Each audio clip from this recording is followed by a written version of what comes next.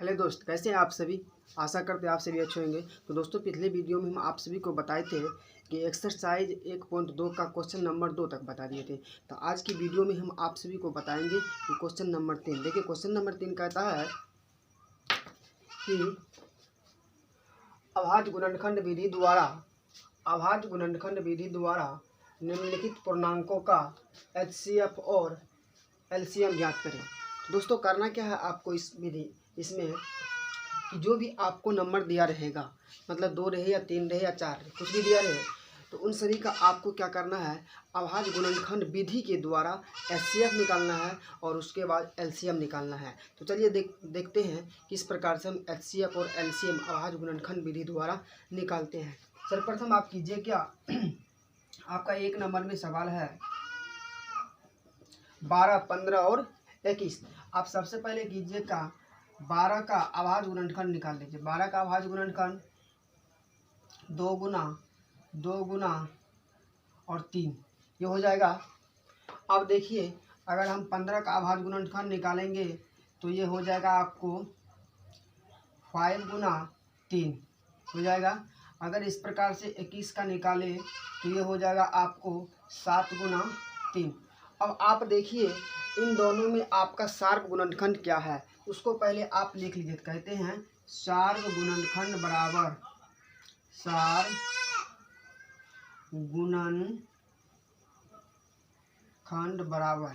तो शार्प गुणनखंड आपका क्या हो जाएगा। शार्प गुणनखंड कहने का मतलब कि आपका जो भी नंबर दिया रहेगा, 3 रहे 2 रहे, तो उन दोनों में आपका जो नंबर मिल रहा है, मतलब जो नंबर कॉमन है, वो आपके क्या हो जाएगा, शार्प गुणनखंड। तो कहने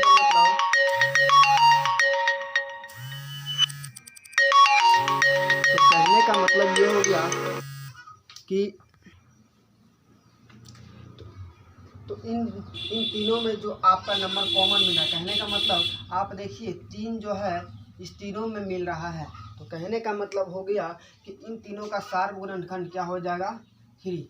और इस प्रकार से अगर शार्प गुणनखंड आपका 3 हो गया तो इस प्रकार से कहेंगे HCF ऑफ 12, 15 और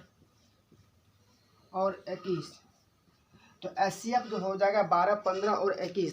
तो 12, 15 और 21 का जो आपका शार्प गुणनखंड होगा वही इन तीनों का क्या हो जाएगा, HCF। तो इस प्रकार से हम कहेंगे HCF और 12, 15 और 21 का हो जाएगा आपका 3। ठीक है। अब आपको HCF तो हो गया, HCF के बाद आपको LCM निकालना है। तो देखिए LCM में क्या करेंगे, तो कहते हैं LCM ऑफ 12, 15 और 21 का। देखिए LCM में करते क्या है, जो आपका शार्प गुणनखंड निकल के आया है, इन तीनों का शार्प गुणनखंड जो निकल के आया है उनको सबसे पहले आप लिख लीजिए।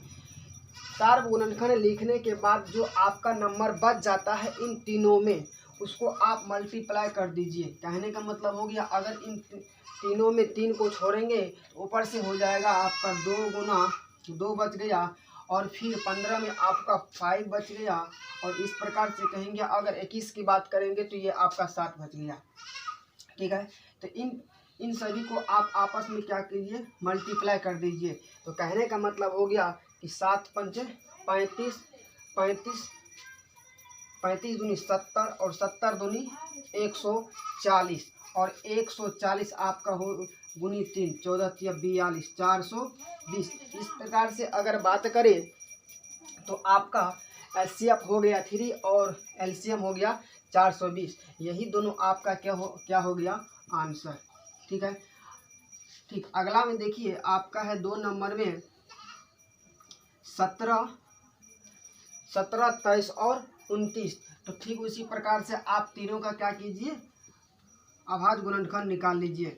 अगर हम 17 की अभाज्य गुणनखंड करेंगे तो ये हो जाएगा 1 गुना 17, और 23 की बात करें तो ये आपका हो जाएगा 1 गुना 23। ठीक है। अगर हम 29 की बात करें तो ये आपका हो जाएगा 1 गुना 29। ठीक है।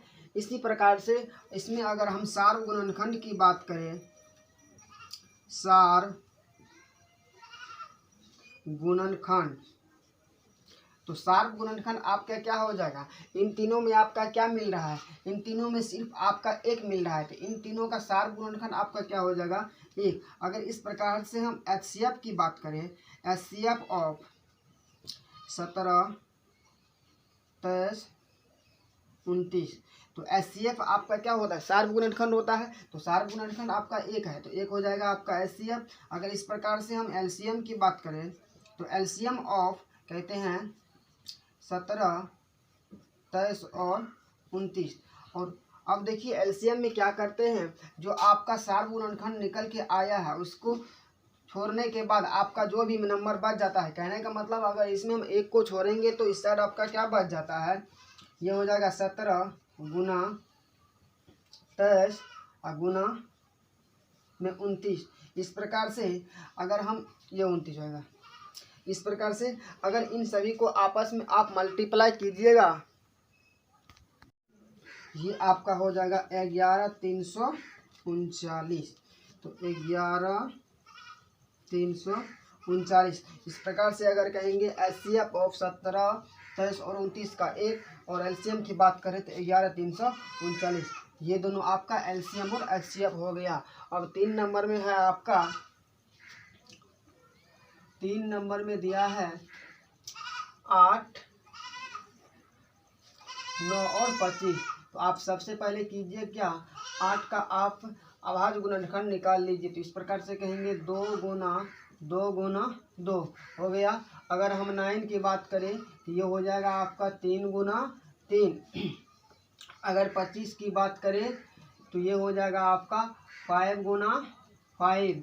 अगर इसमें भी आप शार्प गुणनखंड को निकालिएगा, ये आपका शार्प गुणनखंड इसमें भी आपका एक आ जाएगा। कहने का मतलब एक तो सबका गुणनखंड होता है और ये दोनों आपस में मिल नहीं रहे, तो इसका शार्प गुणनखंड आपका एक हो जाएगा। ठीक है, तो शार्प गुणनखंड बराबर कहेंगे शार्प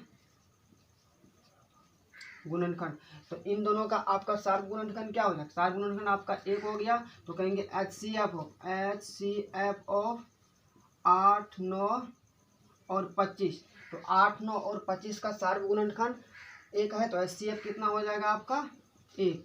अगर इस प्रकार से LCM की बात करें तो LCM जब आपका ये हो जाएगा 8, 9, 25, तो 8, 9, 25 का LCM क्या हो जाएगा, जो आपका शार्प गुणनखंड निकला है वो, और इसको छोड़ने के बाद, कहने का मतलब शार्प गुणनखंड को छोड़ने के बाद आपका क्या बच जाता है, सभी बच जाता है। इसको लिख लीजिए आप 2 गुना 2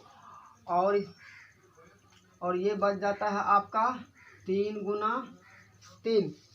ठीक है, और ये बच जाता है, यहाँ लिख दो 5 गुना 5। आप इनको कीजिए क्या, आपस में मल्टीप्लाई कर लीजिए। तो कहने का मतलब 25, 75,